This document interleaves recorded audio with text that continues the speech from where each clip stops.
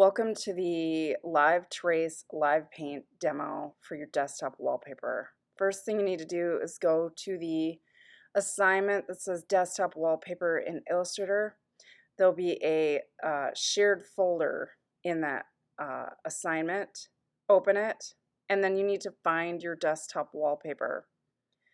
I numbered them, I didn't put names on them.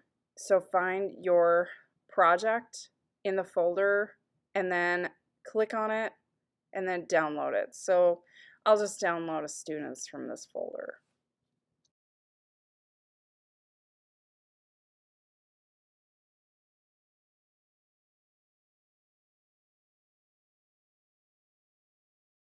Once you've found your picture, what you want to do is double click it. It will open it, and then use the download in Google Drive to download to your machine.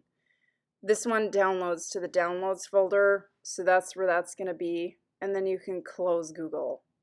Open up Illustrator, and then you're going to need to make a new file. So go in and create a new file. Make sure that it's a letter size and it has the landscape orientation. Then hit create.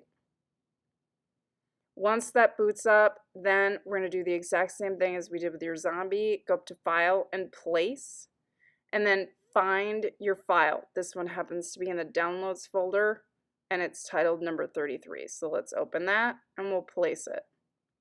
Now, because we didn't do a template, you have to open it whatever size you want. Okay, now we have the image in, and then we're going to go way up to the top where it says Image Trace, and we're going to hit that button. Once you hit the Image Trace button, what will happen is that it will trace it. Then you need to hit the Expand button right next to it, and it will expand the path.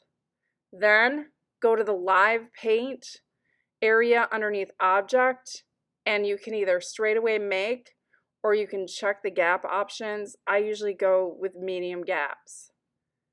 Medium gaps are going to close some things up. Set as default, and then you should be able to live paint at that point. Go to the live paint bucket, which is located underneath the shape builder tool. You'll see it says live paint bucket. Once you do that, then what you want to do is you want to change and start coloring this in. So I think I'm going to make this sort of an orange camera with a blue background. Notice that the red areas are going to show you where you're painting. So if I want to paint the background, then all I have to do is change the color and paint in whatever I want painted. And hit OK.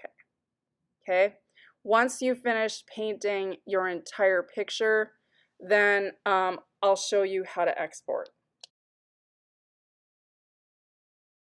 So I'm just going to continue to paint this in, and I'll speed it up a little bit so it doesn't take so long. So using the live paint bucket, we'll just paint in a couple more of these objects on my project. We'll make that gray, and then we'll make the title maybe a pink. Once you have all of your stuff kind of painted in the color that you want, then you're going to go up to File and you're going to export, and you're going to export as, and when you click on this, you're going to export as a JPEG. So there's a couple of choices. The default is a PNG file. Pull open that format after you've titled it something else and make it a JPEG and hit export. Also remember to save it to the desktop so you can find it. Inside of this, make sure you move that all the way to maximum and leave it at the screen 72 ppi. Hit OK.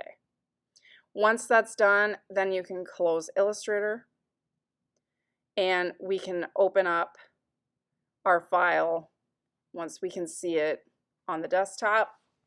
Now we're going to actually put it as our desktop wallpaper. So go to System Preferences, then go to Desktop Screensaver.